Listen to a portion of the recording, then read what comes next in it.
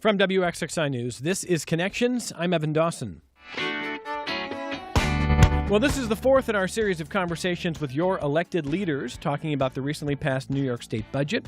The budget of more than $270 billion passed just before the end of May, nearly 2 months late, and some of the most contentious fights happened within the Democratic Party, but there were plenty of issues that haven't gotten lawmakers' attention on all sides, and some of them were in the budget, some outside. Should New York State bar ICE agents from wearing masks while doing their duties? Should data centers be barred in the state, or at least be on moratorium? We'll talk about health care. We'll talk about child care. We'll talk about all kinds of things. My guest this hour is the Assembly member from District Number 136. Sarah Clark is back with us.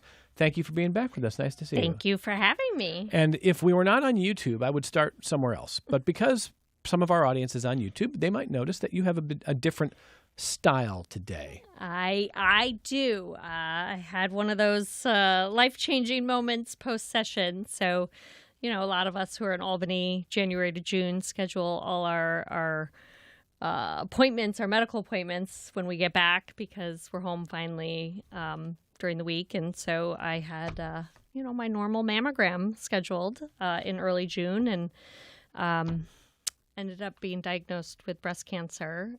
So that sort of changed the trajectory of my whole summer and has...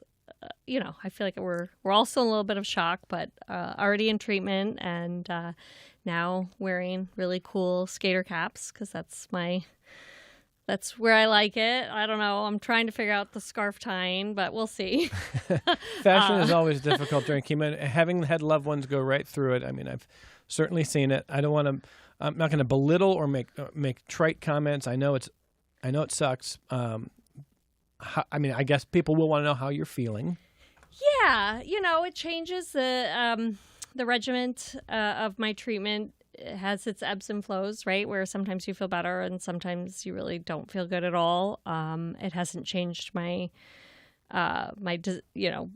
it's an adjustment, right? So there are days where it's just really hard to do a lot, but but the workaholic in me tells myself to rest. But we're figuring it out. And there are days where I do feel great and I feel okay. Obviously, losing my hair is always a little emotional, but there are so many women. I can't even tell you the number of survivor stories I've heard. Everyone is so willing to share. And it has been... you feel really a big part of a huge group of really strong women who have gone through this. It's recommitted my thoughts on healthcare access and how, I think of people who have huge deductible plans and they get a diagnosis like this and they have to come up with $20,000 before they can start treatment or things like that. Like those are the things that run through my head. Because I feel very privileged to have some of the best health care, have some of the best doctors in Rochester. We are so blessed with the Pluta Center and other places to care for us and treat us. And so right now, today, I feel great. So we'll take that as it is. And I'm excited to be here and talk about lots of things happening at the state level, but honestly, if I can motivate one person to go get a mammogram, I will feel like I have accomplished a lot today. Let me just ask you a couple brief things about this, and then we're going to get away from this. Okay. Just briefly, because you say if you can motivate someone to go get a mammogram. This mammogram that you had in early June was not the first you've had in 5 or 10 years. I get them yearly. The previous one was a year ago, right? Yep. So you went from free and clear a year ago to this diagnosis. Yep. This is so cliche, but that had to be shocking. I think it adds to the shock, right? And for those who have gotten mammograms, you sort of know the process. And so when you're there and all of a sudden you're not going into the room where they quickly tell you it's nothing and go home, or they're asking for a follow-up, it starts to sink in that there's something happening. So to have it happen over the course of a year, to change so much and be such an aggressive form and all the different things, I would say I'm, a month into treatment and I'm still in shock. So. Okay. And, but the prognosis is pretty good, right? I mean, breast cancer has a lot of weight behind it. Research, treatments, like I said, the survivor allyship and stories are real. It has, for many, many women, just become a journey to get through, right? It's not easy. It's not fun. It takes a huge toll on your body. But it is long way from the death sentence that it ever used to be. And it is, so there is a lot of hope, right? And a lot of hope. And has you had you thinking about healthcare access? It, more than anything, I really shouldn't. I should. It is my job. But, in moments like this, it's get better, fight it, do the things. But it also makes you think about the privilege you have to have top tier access to healthcare and in doctors and medical teams. And it always makes me think of those. We talk a lot about healthcare, and people are still really struggling. You see what the changes at the federal level have done to people's premiums. 30% of people have dropped off, what was considered Obamacare and the ACA. I mean, these are people now that don't have health insurance or have high deductible plans. And I can't even imagine getting a diagnosis like this and having access to care or treatment being a barrier. Well, I can speak for the Connections audience, even the ones who don't like your politics, because I know that everybody is going to be sending prayers and vibes and good thoughts your way. Although, like you say, you are in great hands. So I am in good. I'll take all the good juju, all the good prayers, everything. I love it. Sarah Clark is an assembly member from District Number 136. My guest talking about this. Well, you've been in office 6 years. 6 years. Latest budget in your 6 years. Yes. Was it your fault specifically, or was it? 100% my fault. No. Take me through the process, because your colleagues who've been on this program have described getting used to, maybe the budget doesn't get done April 1st. Maybe it's a week late. Maybe it's almost a month late. 2 months late made it really hard to legislate, get work done in the session. So take me through the process as you saw it and why it was late.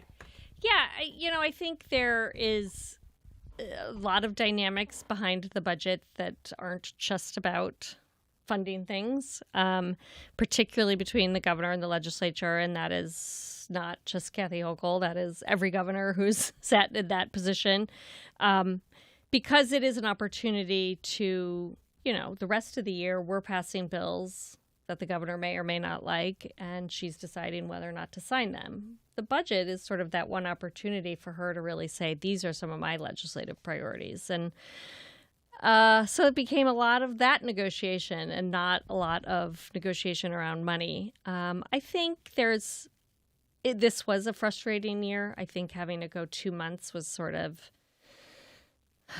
really got to the point where we were all very, very frustrated, including, in leadership and in the legislature. And I think there's been some hope that the learning is we can do both, right? We can negotiate legislation and the budget at the same time. We don't have to hold up an entire budget while we iron out differences around legislative or policy ideas. We're in the majority in the Assembly and in the Senate. We're all of the same party. We should be able to sort of negotiate those two at the same time. And it is my hope that next year that is what we will do. And again, as people have expressed here, it just made it for a very short window on some of our, we didn't get a lot of things done that I really would have loved to have gotten done. Well, and we'll talk about that coming up here. Should there be a mechanism that forces some kind of an action on the budget at some point in the process?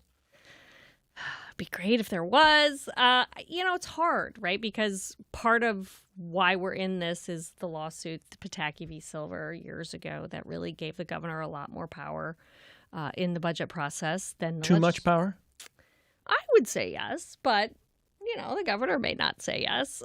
I think too much power, but it's the sort of law we have to abide by. And so I don't see a mechanism by which we could force it without the governor being on board to change the process. And I don't see that happening. It is just my hope that for good governance reasons, we all figure out a better process to do this. So that's my hope. What didn't get addressed or done because things got so squeezed that really frustrated you? I mean, one bill that we really left on the table that has been weighing on me for years is the Plastic Reduction Act. I mean, we've been trying to do this for years now, and Chair Glick, who is retiring this year, she's chairing the Environmental Conservation Committee, and she holds the bill and has made a lot of amendments to it. And I'm not saying it's in a perfect place right now, but you know, when you talk about the environment, you talk about things like that, we have to end the amount of plastic that comes into our lives every day. And the only way you do it is go up the chain to the producing of it and it showing up in your house, in your packaging, and all the things. Is this Producer Responsibility Act yes, stuff? yeah. Okay.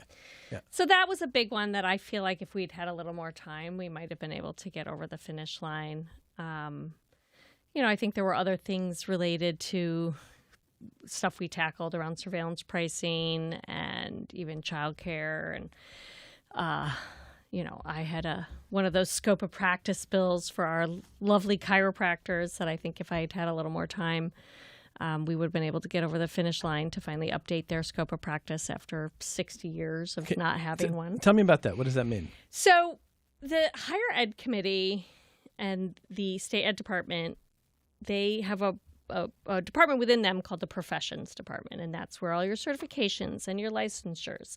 But within all of that is what's called the scope of practice. So every profession in the state of New York has a scope of practice, and basically it tells you what you can and can't do within the scope of your profession.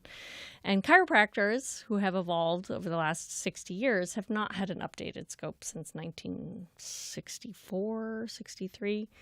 And so we've been working really hard to so what they do instead is they go to the State Ed Department and they get these guidance letters as they evolve in their, technology changes. So many things have changed in 60 years. So they work under what is called these sort of letters from the State Ed Department, but it's not codified. So we've been trying to do that. But they're really hard to do. Scope of practice bills are really hard because it's all a puzzle piece of our healthcare world of who does what, when, where. And so sometimes other folks don't want one profession to have a change because it might infringe on their profession. And so it's always a delicate balance. But we were really the closest we've ever been to passing it. And I was hoping, as someone who sees the benefits of what chiropractors do and understanding that we owe it to them to update their profession. Okay. So let me ask about a few other things that have been in the headlines here. I'm ready. So New York State is moving to bar enforcement officers, including ICE, from wearing masks in public. The Trump administration is trying multiple legal avenues to block that and to make sure that ICE can keep wearing masks. And ICE is not happy about this. Tell me, first of all, about the motivation. Did you support that move? Well, I will say, so when the horrific shootings of the two state legislators in Minnesota happened a couple of years ago, we all, of course, were very, very concerned. The governor gathered a call with, the troopers and her agencies, her emergency management, and the legislators. And we had this whole conversation because if you remember in that shooting, the guy that came to the door pretended to be a law enforcement officer. Mm-hmm. And one of the things that we kept being told over and over again is any law enforcement officer, regardless if they're local, state, or federal, should identify themselves. You should be able to see who they are, and you should be able to ask why they're there, and they should have some record or reason or official, whatever it may be. And we kept saying, but that's not what's happening with ICE. ICE is not telling people who they are. They're not showing their identity. They're not showing up with warrants. And how do we protect the safety of people when that's not happening, when that's clearly what should be happening when it comes to law enforcement? And so I think there was a lot, not to mention, the stories that we've heard where sometimes you could be confused whether someone's a law enforcement officer or just sort of a rogue vigilante or someone who's just trying to get involved in a situation they shouldn't. And if we're going to live in a free democracy, then we should expect that our law enforcement officers and those who serve in that capacity are doing so freely in a way that they are identified, that we understand. We are always an innocent before being guilty, yeah, proven guilty. Yeah. That is the tenement of our Constitution and our country. And I don't know constitutionally how it will hold up, again, because we're telling federal officers what they can and can't do in the state of New York. I'm not a lawyer, so I don't know where it will end. But it was the right thing to do for the safety of all concerned, I think. I want to tell you what a couple of your Republican colleagues have said to me about this, and they gave different reasons for opposing this. Assemblymember Andrea Bailey said that she admitted that she would not know how she would react if she were approached by a masked and armed officer of the law. She said she doesn't know in that moment how that would feel. But she wants New York State to maintain good relationships with federal partners, and if they want a mask, we shouldn't tell them they can't mask because that could inflame the relationship. What do you make of that? I would take sort of the flip end of that. I think we have to tell them not to mask because it's better for our communities. I think we're all safer when those who have the responsibility, it is a huge responsibility to be a law enforcement officer of any level in our communities, and ensuring that is done with accountability, with transparency, with the community at heart. It is the most important thing, is how we stay most safe, is how even ICE agents stay the most safe. So I can't say to say no, like you guys know better, when clearly, I mean, if you look at the last few months and what's happened with ICE agents and the deaths of innocent people, how we put our trust in that instead of the trust in what we know, I don't see it that way. Okay. And Assemblymember Josh Jensen said that he is concerned about doxing, about, ICE agents are kind of in the middle of a political storm, and there have been reports of, some attempted doxings of various kinds. What do you think? It's sort of saying we've had 2 state legislators killed in Minnesota, so I should be able to hide my identity and I should be able to not tell people who I mean, we as a society, we as a community have to figure out how to keep everyone safe and hopefully build out that relationship with our communities. And I think that is incumbent upon law enforcement and communities to find that partnership. These are public service jobs. These are not, authoritarian things. And so, I understand the world we live in and where doxing has come from, but we cannot put the community's safety in jeopardy over this. Like that, to me, is sacrosanct and the most important thing, given sort of the tenements of our Constitution, the tenements of who we want to be as a country. Talking to Assemblymember Sarah Clark from District Number 136. If you want to call the program, it's toll-free, 844-295-TALK. It's 844-295-8255, 263-WXXI. If you call from Rochester, 263-9994. You can email the program, connections@wxxi.org, connections@wxxi.org. You can join the chat if you're watching on YouTube. Okay, before I get to some other stuff here, Jim writes in to ask, what are the functions of the Assembly's Committee on Codes? It doesn't seem to have a subject matter function such as housing or health. Is it a place to send bills the leadership wants to kill? Well, having gotten 2 bills out of codes this year, I wouldn't say that's 100% true. It does have to, anytime you're instituting a new fine or a new rule, it goes through a rule that has some sort of enforcement piece to it. It goes through codes. Yeah, codes is one of those strange committees of jurisdiction. It actually does do a lot around within the sort of criminal justice system. It goes hand in hand with corrections and judiciary. I have a bill that changes ratios for childcare at home providers, and it had to go through codes, right? Because it's an enforcement bill that would change how we enforce ratios for childcare providers. So, yeah, there are a lot of bills. My lethality assessment bill went through codes to change how we respond to domestic violence. So anytime you're sort of changing that, a way we enforce a rule, it goes to codes. Not always to die. Sometimes maybe, but not always. That was a really interesting and wonky question, by the way. It was. I like who's paying attention. I know. I know. I love it. I like that one. I also want to ask you about data centers and the state moratorium on data centers. So first question is, are you in favor of the moratorium on data centers? We definitely needed a pause. Obviously the governor has done an executive order that doesn't do quite as much as what we passed. And I still know that the bill we passed is the many other pieces of it are still around for her to look at and aren't totally off the table. But I think for multiple reasons. I joined the Energy Committee 2 years ago because I really want to be part of these conversations as we figure out our energy future, right, and what that looks like. And I, again, firmly believe that moving to clean and renewable energy will be better for us, through the environment, but also through ensuring that we have the energy capacity that we need and will ultimately lower rates for everybody.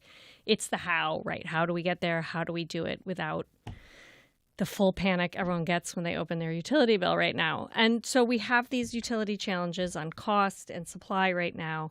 Adding data centers into the mix, even if they build out their own infrastructure, is still going to put a huge pressure on our supply side. And we don't have an answer. And these local communities where they're going don't have the answer. And they need a little more guidance. We need a better plan. We need to understand this. And we need to give those local communities tools to ensure they're protected if they choose to move forward with a data center. I think taking a pause for a year, there was a lot in it to really ensure that when the moratorium is up, that there is a real plan and that there are real tools and there are answers to questions. I mean, people come to us, come to my office, they ask questions. I don't know the answer. And I think it's too important to not get it wrong. Yeah, so this is what I said to some of your Republican colleagues who criticized this moratorium. There is nothing that I've ever seen that is moving as fast as, well, AI especially, right, which is, of course, related to data centers. But also the question on whether AI should be regulated and how and who. And it is moving so fast, and yet you as an elected leader, you're being asked to explain it sometimes to the public or talk about what should be regulated when you're just trying to learn it. Right. We're trying to learn it in the communications business. And by the time I learn anything, something has changed. It's really moving fast. So I said, look at the polling. Pew Research has new polling on this that's a month old. It's like 68% of Americans or something like it's in the high 60s think that AI is moving too fast. Only 13% think the pace is appropriate. And very small numbers of Americans, when polled, say they think AI is going to make society better and their lives better. So it's not popular. People think it's moving way too fast. Why not a moratorium? And what your Republican colleagues have said is, if we're going to do that, that should be at the federal level. Because if New York State sits it out, other states are in. Now we're losing to other states, and you can't stop this thing. What do you think? Are we losing?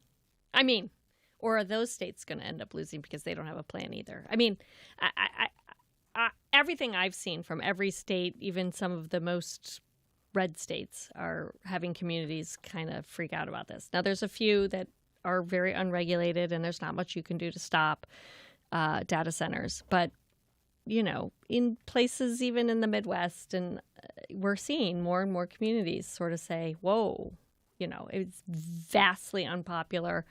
There's not a lot of good answers. When it comes to AI, I mean, my kids are very savvy. They are learning all the tools and how to use AI and all those different things. But for me, as someone who actually likes to write my press releases and likes to write my posts and enjoys the process of doing these things, I get very worried about the effects of AI on jobs and careers, and where are we sort of racing to the bottom here instead of racing to the top. I mean, do you think AI is going to make society better? In some ways, but I think you need, if you can crunch medical data on a diagnosis along with a person, sure. But if you're replacing the person, I think we're in real danger.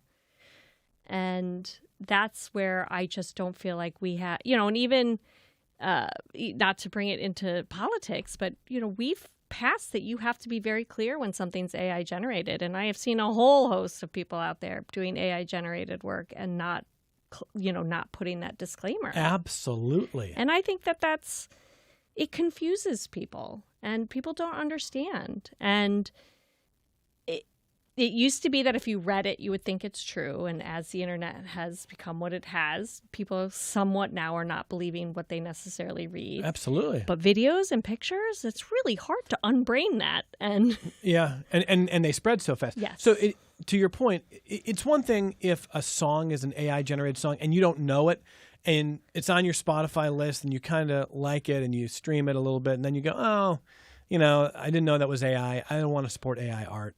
But it's not the end of the world, but it's not great.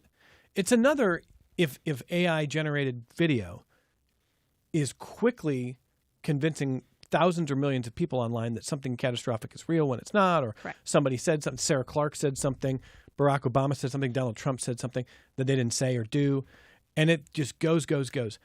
So but my question is, though, can you actually regulate that? When you talk about often or labeling it, can you regulate it? I mean, again, it's who enforces and who has the teeth. Yeah. And ultimately, I think that will be the question we as a state have. And this goes to whether the state does it. I would love a lot of national guidance around AI, data centers, healthcare. I'd love a lot of that. But in absence of it, states like New York, California, big states where they are grappling with these same issues and realizing that more needs to be done, by us leading, it does change narratives, conversations, even in other states, even at the national level, because we're such big economies, because we're such, important pieces of, we are both clearly huge donor states that have huge tax bases that pay for a lot in the federal government.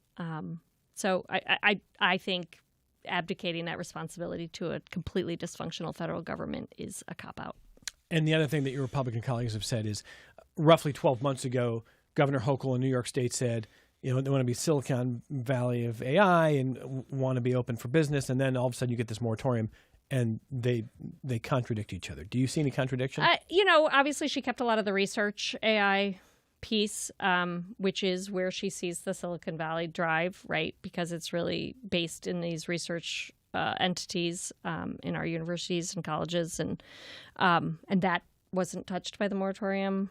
Agree, disagree. So I do think you can do those two things at the same time. Okay.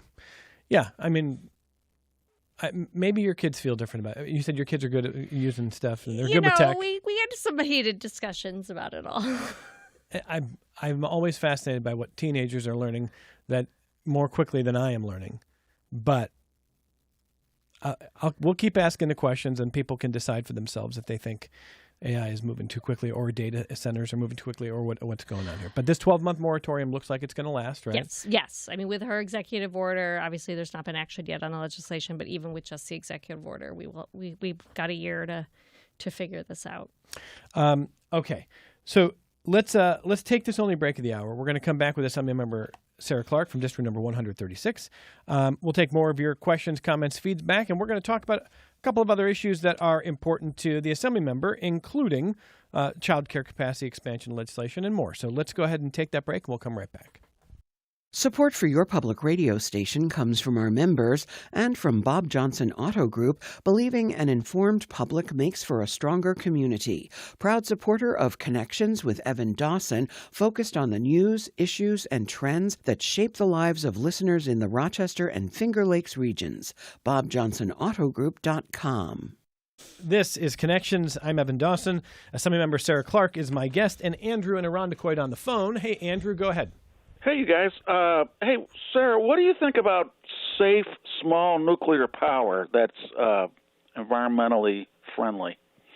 So I want to learn more. Obviously, I live in the Maplewood neighborhood of Rochester, and one of the applications right now in the governor's nuclear plans is one at the Kodak Park, which is just down the street from me. And so obviously that's brought a lot of attention to this and a lot of questions and a lot of other things. You know, when we took Indian Point off the grid, we had no plan to replace it. And why did they take nuclear? That was a foolish thing to do. It was a couple of years ago. I mean, it's in Westchester. I don't know all the details, but I think it had a lot to do with the high density population area that it was around Indian Point and the ability to evacuate safely if there was ever issues there. But I think, you know, a lot's changed in nuclear technology. We're trying to learn more about what these small, what this would look like, how you ensure safety of community. But it has shown to be a very clear good generator of power that would, you know, not have some of the reliability issues we have with some renewables like wind and solar. And, you know, if you look at other countries who have gone completely carbon free, nuclear is a piece of it. So we're trying to learn more about what that would mean. I mean, I guess my biggest concern is that's a 10-year plan, right? What do we do over the next 10 years? Oh, what do you mean by the 10-year plan? To build it would take 10 years. What? They're putting them up in 2 years in Saudi Arabia. Well, they have different rules. Okay, but Andrew's last point there is one that I hear often, which is a lot of supporters of nuclear either don't believe or are challenging the idea that it really is a decade. I mean, and you're saying it is current infrastructure of approvals and process. I mean, from our understanding, that's how long it would take to build. Should it be faster? I guess I still have a few more questions to make sure safety is addressed and what that would look like. And also why it takes 10 years. Is it just a paperwork issue? I mean, are we ultimately going to get to the same place in 10 years that we would if we built it in 2, and it's just a matter of going through the process? Or are there real legitimate benchmarks and things that need to be met along the way before we get there? I don't have a good answer to that. So yet. I'm going to ask you a couple other sort of related things. In general, do you think nuclear has any momentum to do more in the state right now? I mean, the governor has thrown some hefty weight behind it. She's obviously put out a bunch of requests for applications, including the one that we know has been submitted at Eastman Business Park. I feel like that's a big piece of where she thinks we can generate the power. We've had other huge projects sort of shuttled and by the federal administration, including offshore wind, which would have been huge downstate. And so it's sort of like we don't have a choice, right? We're running out of time to have a plan. And if nuclear is a piece of it, and we can do all these things to ensure safety and also get to a point where it's happening soon. we can't wait on generation. But I think it's a piece. I think there's a lot we can do around power generation. Okay. Do you think we're ever going to see the fracking ban lifted or revisited? No. And when it comes to solar, some of your Republican colleagues have said they are opposed to the larger scale industrial size on farmland that we're seeing. Where are you on that? So Cornell just did that study. I don't know if it's been brought up, but what was actually found is that a lot of farms move to large solar projects in order to maintain farm use of their land. It is a way to offset huge costs that they're bearing right now to keep their farm operational. It's actually helping the farm stay in business, not taking it out of business. I mean, that's what the Cornell report found. Now, we could do more, and it only looked, at a few different counties and a few different places. So I do think it's something we need to look at just to really see the details and what's happening. But generally, if you are a big farm and you put in solar and that helps offset some costs to ensure that you can stay operational, I think that's a win-win. Now, does it mean we shouldn't be putting solar on every parking lot and every roof and every other place that we're not right now? Oh, that's my dream. Of course, those should be top priorities. Any dead space where we are not putting solar right now is waste. And I think that's part of our challenge as we continue through this. And I just want to say this about solar. When we had last year during last June, not this June, we had a really bad heat wave, similar actually to the one we just had a few weeks ago. Solar saved us. personal solar. Solar on people's homes is the reason the grid was able to stay fully functional. It is a good thing. Solar is a really powerful piece of the equation, and we're just not deploying it enough. So I think we can do both. I think maybe we need to look a little more in our farmland. We don't want to lose, our ability to grow and do make sure our farms have what they need. But at the same time, I think sometimes solar is helping them, not hurting them. All right, next on the phone in Rochester, this is Monty. Hey, Monty, go ahead. Hello. Earlier in the show, you were talking about chiropractors. I have asked a couple of insurance representatives, and they've told me they don't cover it because chiropractors aren't doctors. And I thought they used to be. What happened? Well, I don't know because insurance covers a lot of people that aren't doctors. They cover physical therapists. They cover occupational therapy. They cover nurses. They cover nurse practitioners. So that's a new one for me. I don't know, but I do know their scope needs definitely to be updated and professionalized. I do know there are insurances that cover chiropractors, so it might be an individual, not a whole thing across the industry. But they are health professionals, so they should have a billing code and be able to recoup insurance for the most part. I know they're covered under Medicaid, so. Okay, does that help, Monty? Okay. Yes, it does. Thank you. Yeah, thank you very much. You. Tess emails to say, please share my appreciation for Sarah's outstanding constituent services. I had a confusing tax audit from New York State. I was unable to get to the root of the problem through my correspondence with the New York State Department of Taxation.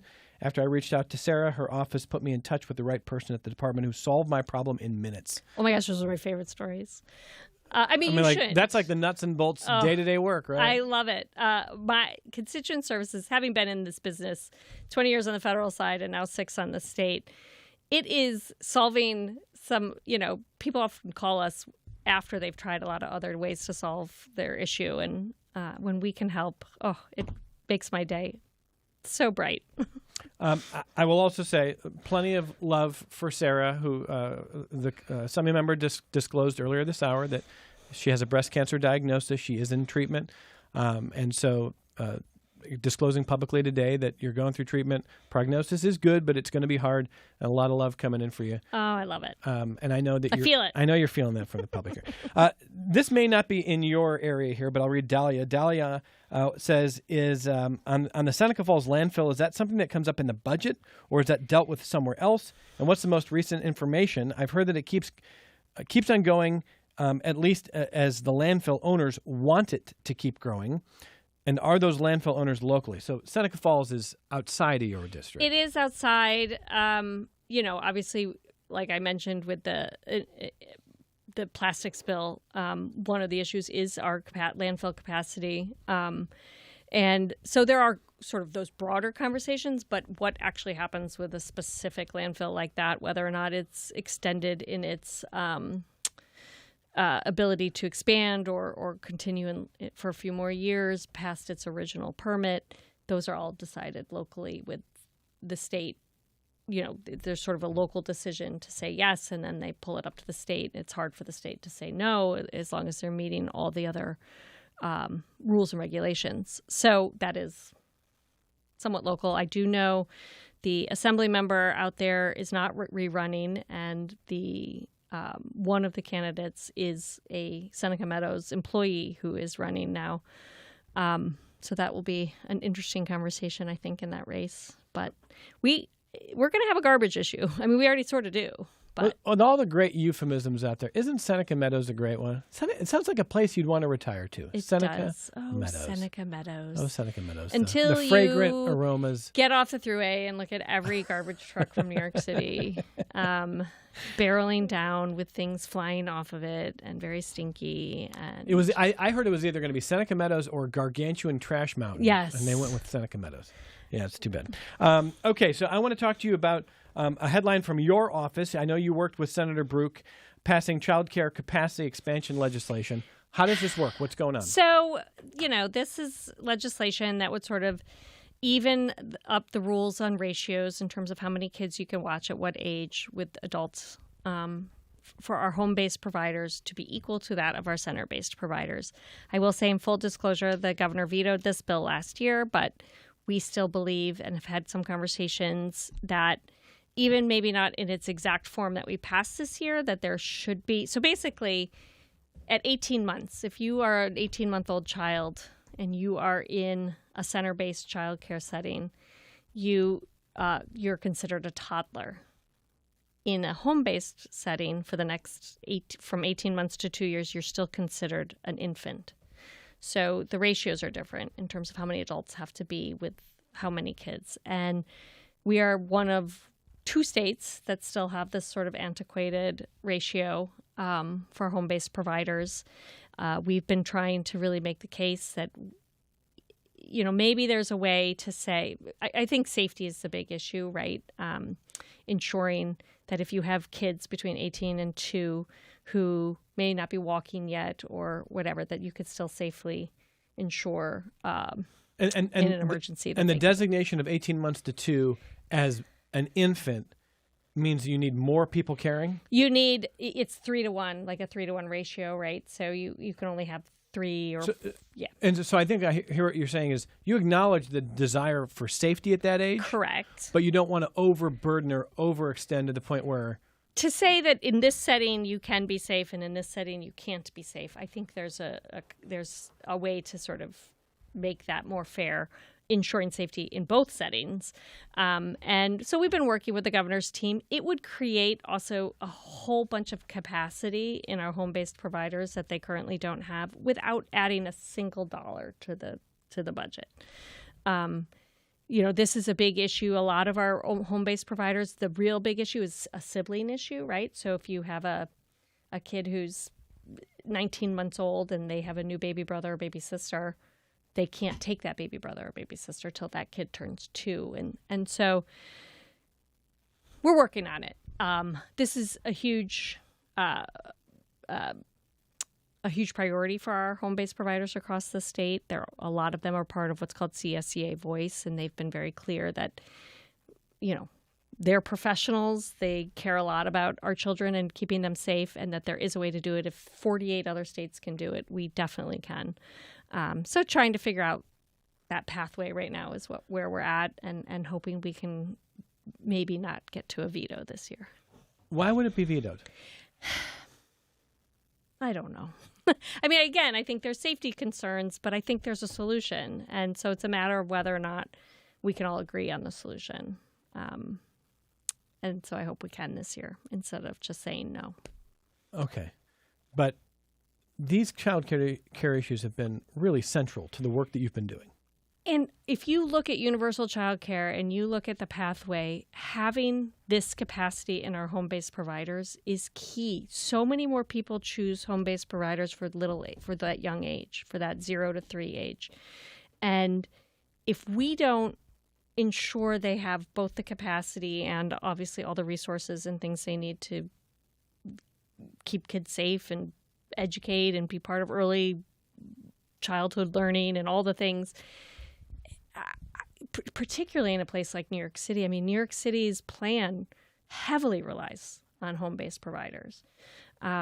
So I just don't see how we don't ultimately get to a solution. For me, I think it's more a question of when, not a question of if. But doesn't it seem like every year it's you versus the governor on this? Oh, well, it's because it's so hard. If it were easy, we would all have solved it a long time ago. And I'm not trying to be glib about it, but I would love to have the governor across the table or sitting there right next to you, just so we could talk about the governor's office's concerns about either whether it's money in childcare or whether it's safety issues and ratios.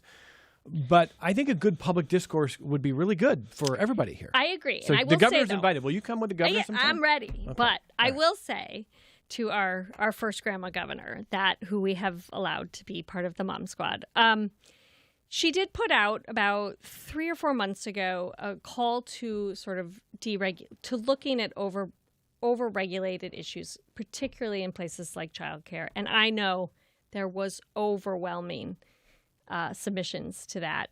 I have heard, she did a lot for UPK this year. continue to put more money into our child care assistance program. There's still a lot of things that need to be solved. New York City got a lot of support for 2-year-olds, for 3-year-olds. She did do that. It was another step forward for child care this year. But my understanding is that by next year there may be a comprehensive look at some of the regulations, but making it a bigger project, not sort of these one-offs. Did New York City get too much in this budget? I never would say they got too much. I would say we got not our equal share upstate. Okay. One of the big things, they got $475 million more for their child care assistance program. The rest of the state got $155 million. We all got UPK. So we're all now equal on UPK, which was a huge investment in New York City and a huge investment outside of New York City. But they also got $100 million for 2K, and they also got more money for 3-year-olds. We didn't get that same. So it is my hope that we continue to build out the support. I mean, part of the issue is New York City is one child care district. The rest of the state is 57 separate county childcare districts, and it is my hope, and we have some big plans to try to maybe unify the rest of the state as one childcare district, and I think that would give us a lot more leverage to really ensure equal funding. Okay, a couple other issues before the hour is up here. Where did you end up falling on the big car insurance debate that roiled Albany? I follow Jen Lunsford wherever she goes. You deferred to your colleague on this one? I will say, as someone who has 4 insured drivers in my house, that it is ridiculously expensive. I think there were more things we could have done to address actual affordability. Sometimes I think we get locked into the proposal and not locked into the solution.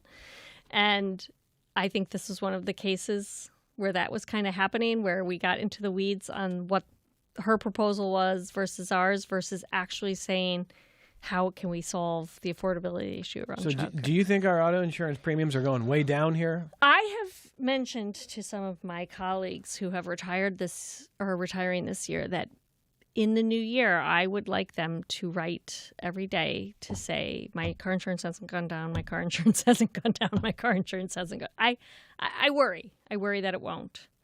And so we'll see.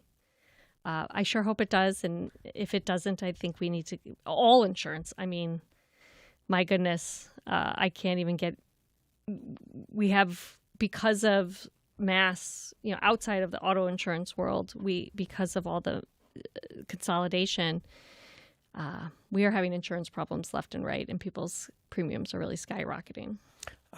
Dallas wants to revisit the ICE question. Says, I would just ask, how does New York State cooperate with ICE, or do they at all? I mean, it can vary by jurisdiction, right, and their own proposals. I think in the budget, what we did was ensure that that without an order of enforcement, that there is no collusion or and that the governor has really gone out of her way with some sort of carrots on that side too, to sort of have these law enforcement dollars to say, if you are willing to stand by, that we are not going to get involved in federal enforcement issues around non-criminal compliance, civil issues, without a warrant, a judicial warrant. Right. I think that's the goal. New York City already operates under that rule, which is a huge, obviously, part of the state. Rochester also does as well. I think there's a lot of confusion when people say, oh, well, we're just getting rid of the criminals, or we're not. I mean, we're rounding people up. Oh, no, of course. I mean, it is really. Yeah. And when there's this rhetoric of like, well, they're a criminal because they came here without the right paperwork. So they're inherently a criminal now. So they're inherently a criminal. That's just not true. First of all, it's a civil penalty. Well, the first claim was we're getting rid of the violent criminals. Right. And that was demonstrably untrue. And then the second piece to this is, so many people live in what we call the gray area, where they're awaiting a hearing, they're awaiting rulings, they're appealing, they're doing all this stuff, and those people are all getting deported to places they've never been in years. Yes. So the hope is that in the state that no local or state law enforcement at all aids in those situations. All right, 30 seconds or so here. What else do you want to get working on this year? It was a short session in June. So what do you want to get working on next? Oh, I have so many plans. I'm not sure I can do it in 30 seconds, but childcare is a big one. We've got a lot of ideas around math and literacy and doing better by our early children in terms of the totality of how we can better help our families and kids. We got a lot of ideas around, I got some healthcare ideas cooking, some things around energy. The work is not done, for sure. Well, I know it's going to be a busy year for you. It is. But you are always invited and welcome back here. Thank you. And I'm grateful that you and so many of your colleagues on both sides of the aisle come on this program, give an hour to our audience to ask their questions, to hear from you about issues like the budget, big issues, and I know you'll be back soon. It's nice to see you. I really hope that we get to talk about the weird committee structure and the jurisdiction of codes more. well, you never know what the Connections audience wants to talk about. You know, it's up to them. It's their show. Continued best to you. Thank you. Good luck to you. Assemblymember Sarah Clark from District Number 136. We've got more Connections coming up in a moment.